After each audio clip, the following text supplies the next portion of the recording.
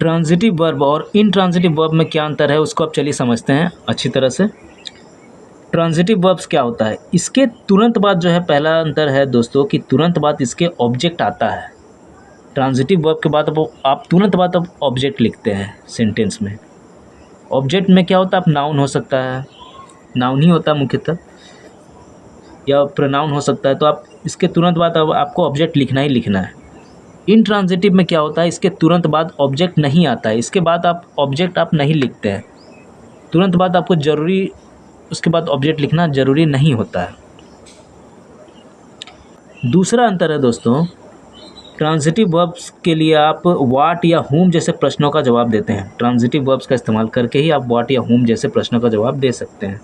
What मतलब क्या, हुम मतलब किसको। तो क्या या फिर किसको से शुरू हुआ जो कोई प्रश्न है तो उसका जवाब देने के लिए आपको हमेशा ट्रांजिटिव वर्ब का इस्तेमाल करना ही पड़ेगा।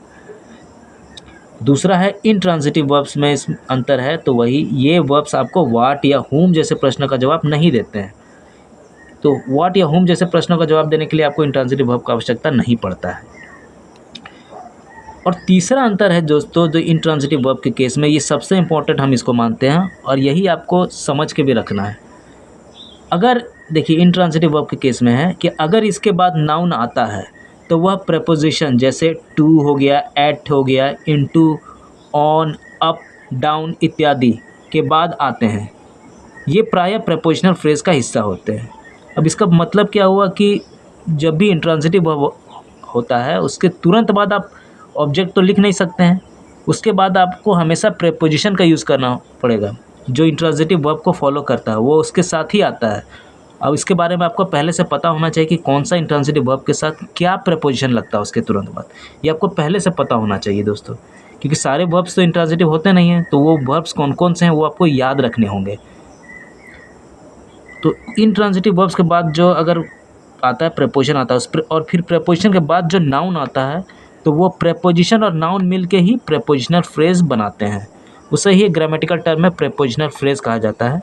इस तरह का जो लाइन है प्रेपोजिशनल फ्रेज जो टर्म है हम बहुत अपने वीडियो में यूज़ कर रहे हैं, अभी टेंस का जितना वीडियो बना रहे उसमें ये टर्म हमको यूज़ करना ही पड़ रहा है। तो प्रेपोजिशनल फ्रेज बस यही होता है कि आप प्रेपोजिशन के साथ जो नाउन आता है वही प्रेपोजिशनल फ्रेज हो गया। तो इनट्रांजिटिव वर्ब्स का अंतर ये आप याद रखिए, ये इम्पोर्टेंट अंतर है दोस्तों, और यही पहचानने का तरीका होता है कि इनट्रांजिटिव वर्ब के बाद आपको हमेशा एक प्रेपोजिशन आएगा, फिर आपको आप नाउन लगाइएगा। देखिए कुछ एग्जांपल हैं, हम उसको देख लेते हैं, तुरंत आपको आसानी से समझ में आ जाएगा कौन कौन से वर्ब्स ट्रांजिटिव है कौन सा इनट्रांजिटिव। ट्रांजिटिव वर्ब में देखिए आई बाय अ कार, पहला एग्जाम्पल है बाई, यानी बाई एक ट्रांजिटिव वर्ब है, उसके तुरंत बाद देखिए ऑब्जेक्ट आ गया है। दूसरा एग्जाम्पल है ही क्लीन्स द रूम, वह घर को साफ करता है, क्लीन के तुरंत बाद देखिए रूम आया, द रूम आया, ऑब्जेक्ट आया हुआ है, cleans the room. You know the answer, no भी एक ट्रांजिटिव वर्ब है, इसका तुरंत बाद ऑब्जेक्ट आया। She watches a movie on TV, watch के बाद जो है वॉचेस के बाद क्या है, अ मूवी जो है ऑब्जेक्ट ही है। Raju calls his friend, call के तुरंत बाद एक ऑब्जेक्ट आया हुआ है, हिज फ्रेंड ऑब्जेक्ट है। I write a letter, write a letter मतलब अ लेटर ऑब्जेक्ट हो गया, राइट के तुरंत बाद आ गया। रीड अ न्यूज़पेपर, तो रीड भी क्या है, ट्रांजिटिव वर्ब है, वी रीड अ न्यूज़पेपर, तो ये सारे वर्ब क्या हैं, ट्रांजिटिव हैं। इसके अलावा भी बहुत सारे हैं। और इन ट्रांजिटिव वर्ब्स के उदाहरण क्या हो गए, आई गो टू स्कूल, देखिए गो के तुरंत बाद आपको टू लगाना है, आप आई गो स्कूल नहीं बोल सकते हैं ट्रांजिटिव वर्ब की तरह। ट्रांजिटिव वर्ब में जिस तरह डायरेक्ट ऑब्जेक्ट आ जाता है तो बिना कोई प्रपोजिशन का यूज़ हुए उस तरह से आप इसको नहीं बोल सकते, आई गो स्कूल बोलिएगा तो इनकरेक्ट हो जाएगा। तो आपको पता होना चाहिए कि आई गो के बाद आपको टू लगाना ही लगाना। आई गो टू स्कूल होता है, मैं स्कूल जाता हूँ। The train arrives at the station, arrive मतलब पहुँचना, पहुँचता है, द ट्रेन आती है, ट्रेन पहुँचती है स्टेशन पे। तो अराइव के बाद एट लगेगा, ये आपको पता होना चाहिए दोस्तों, ये पहले पता होना चाहिए कि अराइव के बाद एट लगता है।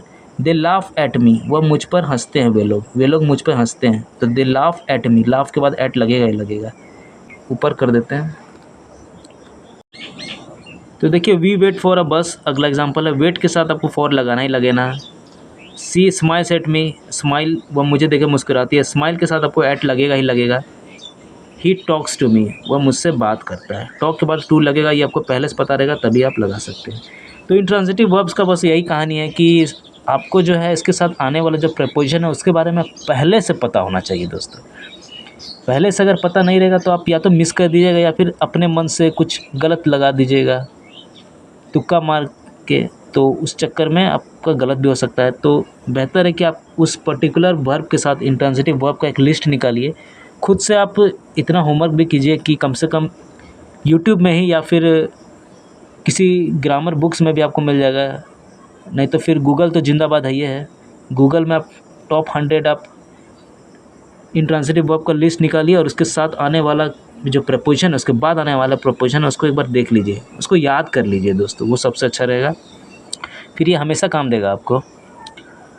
तो ठीक है, अभी के लिए इतना ही रखते हैं। अगर कुछ सीखने को मिला है दोस्तों इस वीडियो से, मेरा इस प्रयास से कुछ आपको फ़ायदा हुआ, थोड़ा सा भी फ़ायदा हुआ, तो बस एक वीडियो को लाइक कर दीजिए। लाइक करने से क्या होता है दोस्तों, बहुत अच्छा लगता है, बहुत ज़्यादा वाला अच्छा लगता है, बता नहीं सकते हैं। तो ठीक है, मिलते हैं नेक्स्ट वीडियो में इसके बाद। अभी के लिए इतना ही रखते हैं। आपको बहुत बहुत धन्यवाद, बहुत बहुत धन्यवाद दोस्तों, थैंक यू।